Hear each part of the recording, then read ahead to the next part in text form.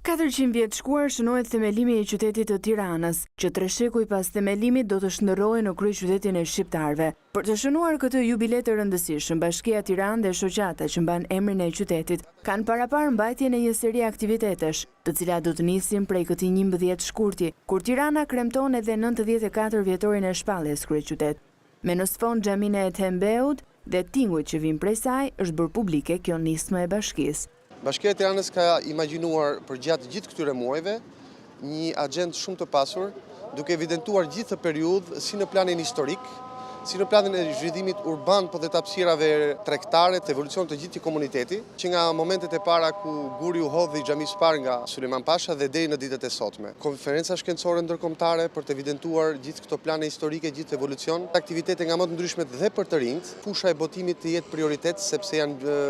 element që mbeten, duke evidentuar që nga harta të vjetra të qytetit dhe deri në ditët e sotme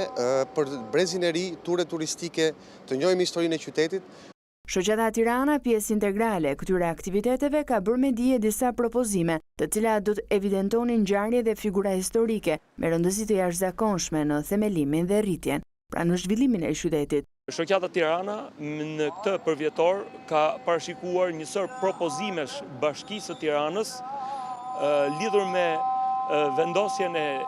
emrave apo të objekteve përkujtimor në sheshe, në pika kroqiale të këtij qyteti, aty ku brenda një periudhe të shkurtër do t'i kërkonim Bashkisë Tiranës që të bënte zhvendosjen e bustit të Sulejman Pashës, aty ku atij takon, jo në atë pozicion që u vendos para 3 vitesh. Aktivitetet e parapara të organizohen për gjatë këtij viti jubilar të themelimit të Tiranës, reken të përfshin të gjitha moshat dhe të gjitha kategoritë sociale, sepse qyteti është i të gjithëve.